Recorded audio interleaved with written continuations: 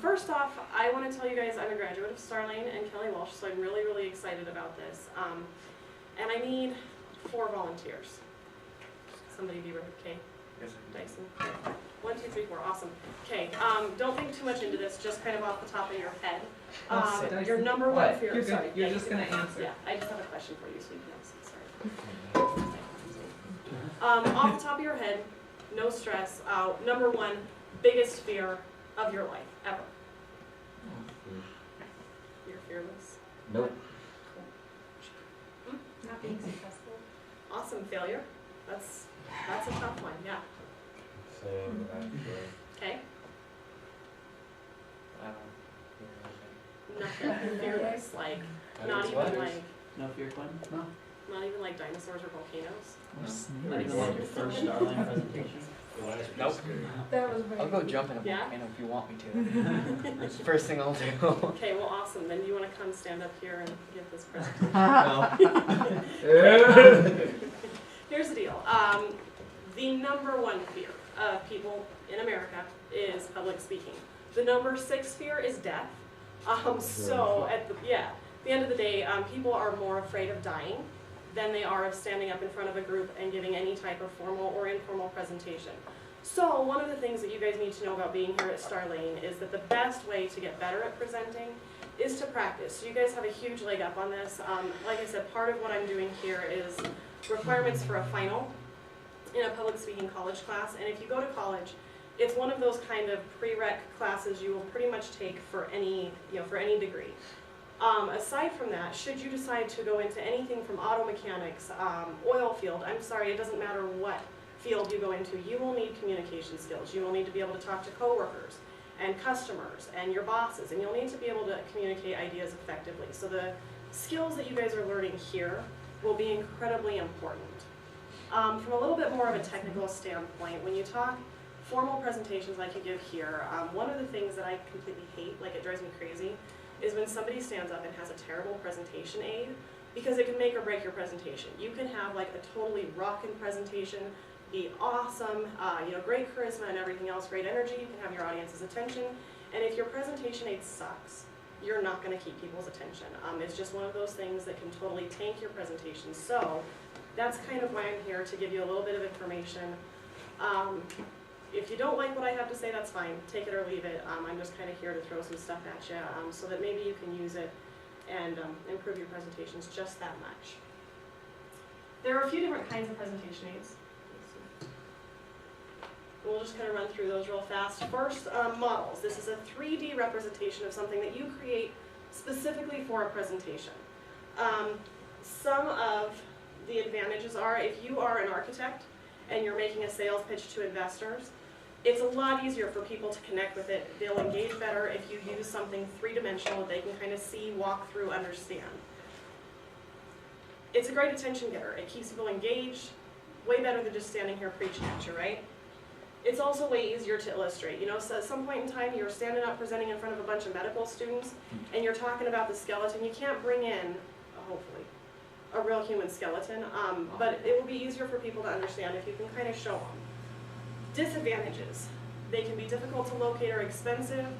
Again, if you're in the field of architecture, you might have the means to create a huge, crazy working 3D model, but in other instances, you might not have the ability to do that.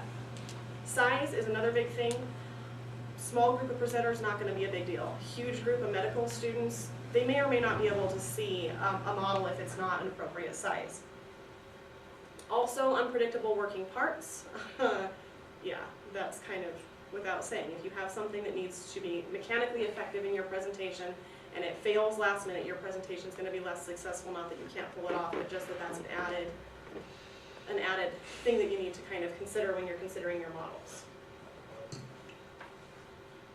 Also, as with any presentation aid, if it's inappropriately used or poorly put together, it can be incredibly distracting. Items. If you go on a vacation, bringing back actual coins, this isn't a model because it's something that you already have. It's not something that you made for your presentation. Anybody have the Kirby vacuum sales, guys? You guys don't own houses, but maybe your parents have? Yeah. Okay, perfect example. If they just stood, came to your door and said, hey, I want to sell you this vacuum, it's great, it's awesome, works beautifully. You're gonna, okay, yeah, sure, maybe you'll, if you need a vacuum, maybe you'll be interested. But if they show up, pour some coffee on your floor, and use the actual vacuum, their sales pitch is gonna be way more effective. Again, adds interest. It's very persuasive. When you have something sitting right in front of you, chances are you're more interested in it. Disadvantages, again, size. Talking to a large crowd, if you've got a coin, if I'm sitting up here, guys, showing you guys this little euro, chances are you're not going to be able to see it. It can also be really distracting. If you're passing something around, don't do it during your presentation. Either have people kind of browse it before, or give them time. You can give them time during your presentation, but don't expect them to be paying attention to what you're saying if they've got something in their hands. That's going to be distracting. That's what they're going to be paying attention to. Also, appropriateness. If you're going to an elementary school, you may want to reconsider the snakes or the venomous spiders, stuff like that.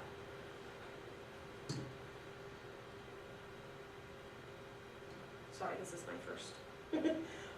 Photographs and drawings. They are great at adding credibility. Picture's worth 1,000 words. If you take a vacation, see? Wait for that. Okay. Again, if you take a vacation, something you want to come back, talk a little bit about that. Photos can add to credibility. If I were to just stand up here and say, yeah, I've been to Yellowstone, it was awesome, and I saw all this stuff, okay, fine. But if I can show you evidence that I've been there, evidence that I've done something, evidence that I've seen something, first off, it's more engaging to you guys or to your audience. And second off, like I said, it's a credibility deal. You can see, it's proof. Now, these would be not pictures that you go find on Google. These would be like pictures or drawings that you had created yourself. Disadvantages, again, they can be a size issue and a distraction. If you're passing around photographs, huge distraction. Also, if they are poorly done photographs, they're super blurry or they're inappropriate, they decrease your level of professionalism a lot. Okay, charts or graphs, obviously these are not the most engaging, but they have some real advantages in the fact that they work really well to clarify stuff. Sometimes it's hard, if somebody's up here throwing a bunch of data points at you, 223 people, da-da-da-da-da, it's hard to put that in perspective, whereas if you can use a chart or a graph, it shows relationships, it can clarify what you're talking about, and the real advantage is that it summarizes a large amount of information really quickly. You got the map of the United States up here, that's a lot of data, that's a lot of people, but you can kind of summarize that really nicely, quickly, and concisely with graphs or charts. Disadvantages, they're less memorable. Let's face it, they're boring. Nobody wants to sit here and look at a graph. They are extremely confusing if used inappropriately. One of the things that I would tell you, they're awesome tools. But don't just chuck a graph up there and say, oh yeah, this is going to be awesome in my presentation. Everybody's going to love it. Nobody likes graphs. Nobody likes charts. The real tool comes in when you can sit here and explain it and interact with it. That's really what you need to remember with graphs and charts, because other than that, nobody cares. Also label them. Don't just throw a graph up there and say, yeah, I think this is something or other. It needs to be clearly labeled. It needs to be for your audience's benefit. They can require some time to explain, but otherwise, pretty effective way to get information across. The number one thing I know that you guys will be kind of interested in are the multimedia. That can be anything from videos, voice clips. My personal favorite, I've got a newfound love, Google presentations. You can use PowerPoints if you want, but I know that one of the reasons that this might interest you is because I know that you guys are required to add some sort of multimedia, whether it be the iMovies or the presentations to your presentations. So a lot of what I will talk about kind of pertains to that, but it's, any type of visual aid. One of the reasons that I like Google presentations is because it's so portable. One of the disadvantages to any type of multimedia presentation aid that you will use is technology. You show up, you don't have the right toggle, you don't have the right program, you saved your PowerPoint on a flash drive, stick it in a computer, you were using a PC, this is a Mac, it won't translate. Google presentations is a great way to kind of take some of that guesswork out. It's just more portable, more effective. Some of the advantages of multimedia presentations altogether, they're great for getting attention. It's kind of a great focal point, super versatile. you can use those pictures, you can use those graphs, and you can kind of all have them in one cohesive presentation that flows and works for you. They can also look incredibly professional. It adds to your presentation if used right. Disadvantages, again, they can be distracting. If you don't use it appropriately, if you're up here, having to click back and forth, sometimes you can't avoid that. But they can be a huge distraction if you don't use them appropriately. Also, if they're poorly put together, you've got misspellings, whatever else, it can really detract from your credibility. And again, equipment. You never know what's going to be available, so you might want to do a little bit of research. In a school setting, it's not a big deal, but if you're going elsewhere to do a presentation, do a little bit of research into what you'll have available to you before you decide on what visual aid to use. Regardless of what visual aid you choose, there are two purposes.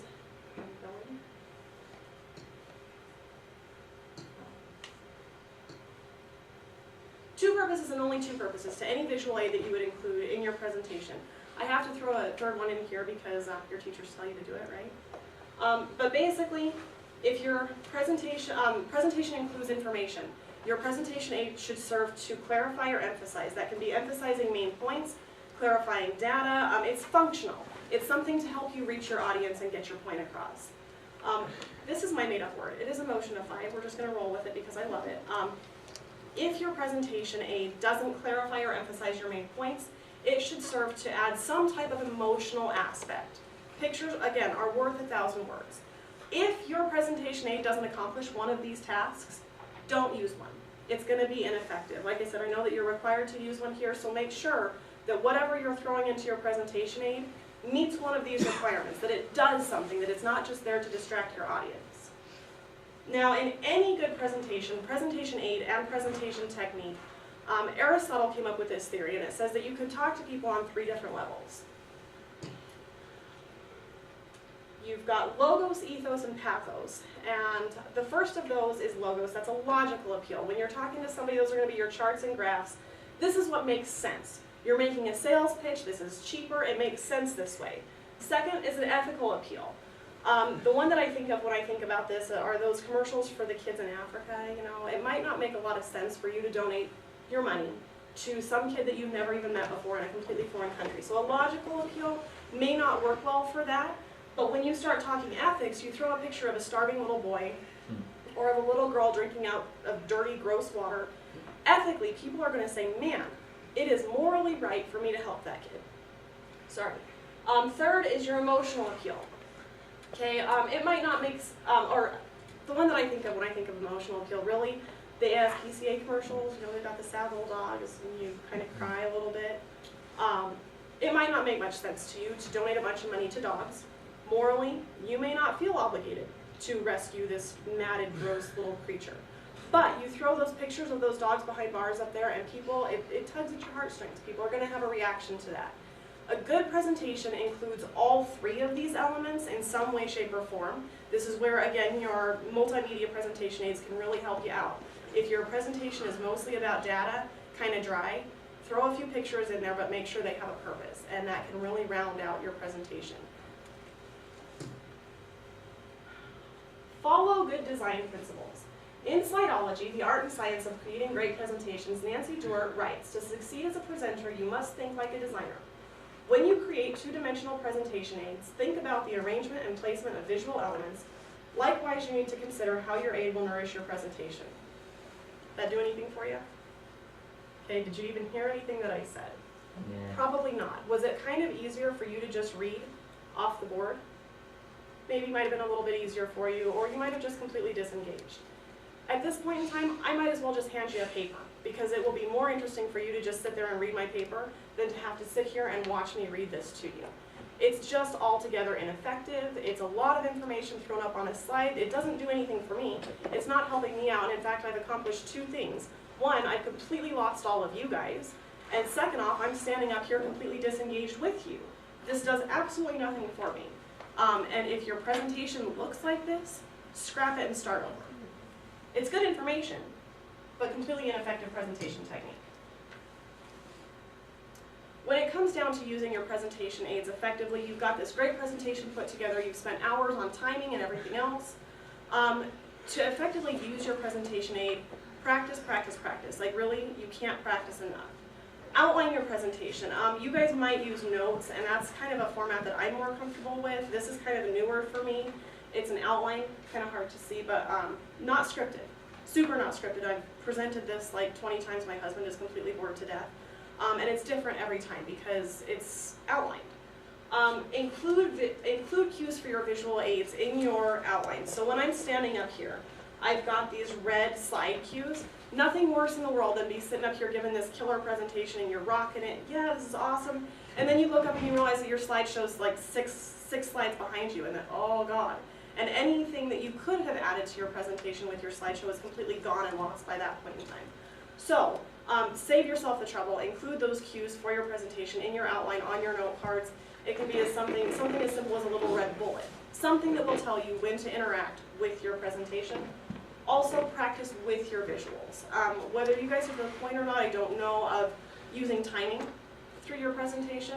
When you get to that point, it'll be it's way easier because then you're not sitting here clicking over and over and over again. If you know that a slide needs to flow a certain way, add some timing in there.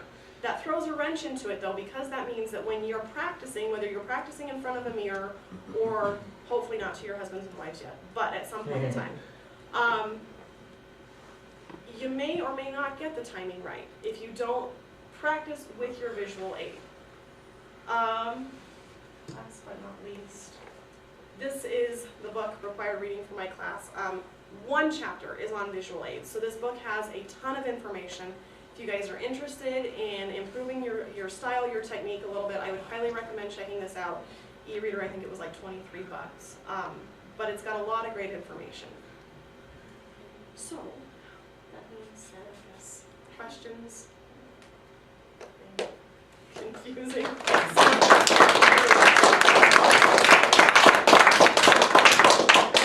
And did you want to tell me, before I step down talking about communication opportunities, I need you guys to sit for just 2 more seconds. He has something that he would like to tell you. Nope. Don't feel obligated to buy. This is a communication opportunity for him. Maybe. He's like, no. Come here, man. Go ahead. And for any of you guys who aren't familiar, and a lot of people aren't, this little device that he has, it's called Dynavox. And he uses it as his voice, and it's super, super cool. Okay, stop. Perch. Okay. Hello, my name is Tony. I am a student at Kelly Walsh High School. We are selling raffle tickets to raise money to learn life skills in the community by doing different activities. They are 1 ticket for $3 or 5 tickets for $10.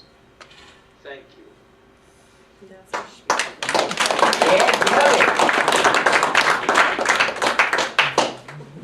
Thanks, guys. Thank you.